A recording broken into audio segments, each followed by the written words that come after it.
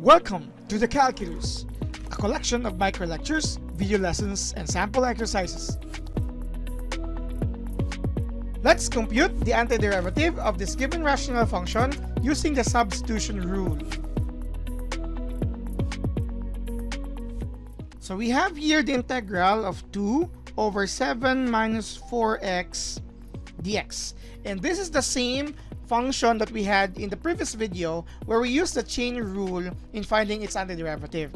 This time, we are going to strictly use the substitution rule, but of course looking into the idea of the same concept that this cannot be transformed into a negative exponent or a function with negative exponent.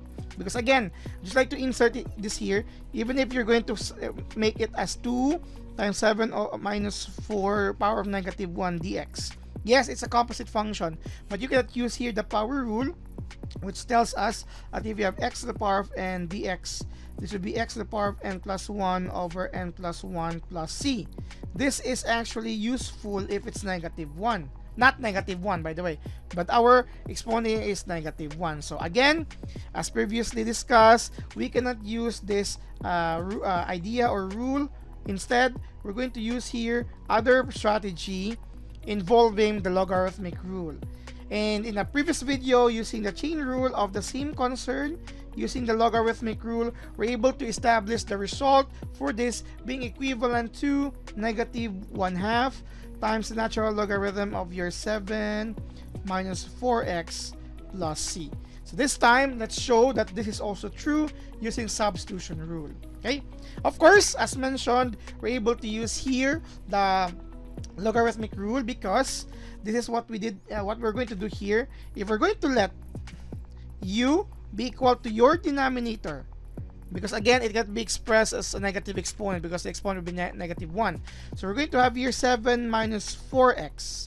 This would then be possibly transformed, okay, into the integral of 2 over u.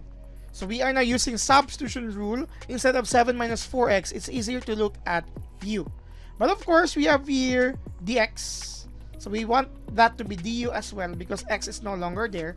What we need to do here is to derive both sides with respect to their corresponding variable. So your u becomes du equal to, the derivative 7 is 0.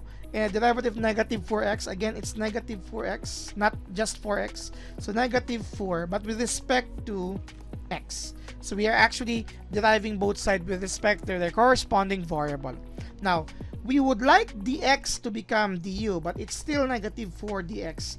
So what we need to do here is divide both sides by negative 4.